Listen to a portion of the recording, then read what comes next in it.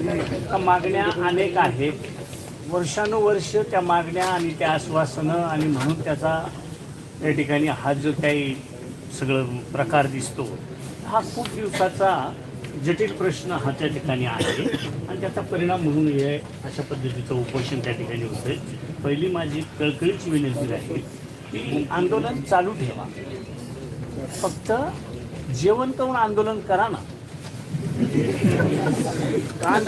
गांधी तत्वाप्रमाणे आपण करतो, आंदोलनं अनेक होतात, पण काय म्हणून आपण आपल्या जीवाची अशी जी अवहेलना करतो.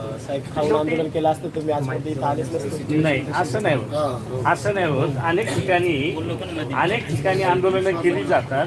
मी अनेक आंदोलनं मी सुद्धा स्वतः केलेत. मी टोलच्या संदर्भातलं आंदोलन, अमक्याचे आंदोलन चोरून लपून काही खायचो, दाखवायचो फक्त अमरण.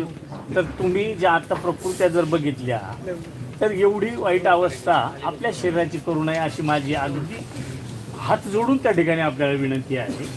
झालेल्या चर्चेचा वृत्तांत सगळा मंत्री महोदयांनी सांगितला, आपण उल्लेख केला का तुम्ही उडी मारली. आता हे आंदोलन तसं 14 दिवस झाले. 14 दिवसानंतर तुम्ही आलात, पण त्याच्या अगोदर मंत्री महोदयांच्या सोबत आपल्या काही शिष्टमंडळाच्या बैठका झाल्या, चर्चा झाल्या आणि आत्ता देखील अजूनही विचारलं जातं का आता उपोषण सोडणार का.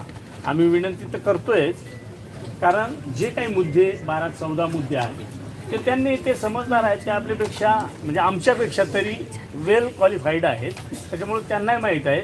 मग 2 दिवसात 3 दिवसात आम्हाला ह्या 14 प्रश्नांचे टेंटेटिव्ह अंदाज, याचा अर्थ 2 दिवसात सगळ्या प्रश्नांची उत्तरं द्या असं नाही, पण 2 दिवसात 3 दिवसात आम्हाला असं द्या का जी एखादी गोष्ट आम्हीच म्हणू का वर्षांनी तिची पूर्तता करू. तिच्याऐवजी ती 3 महिन्यात करावी, ती 2 महिन्यात करावी, कारण प्रत्येकाला मर्यादा किंवा त्याची प्रक्रिया प्रोसेस ही त्या पद्धतीची वेगवेगळी आहे.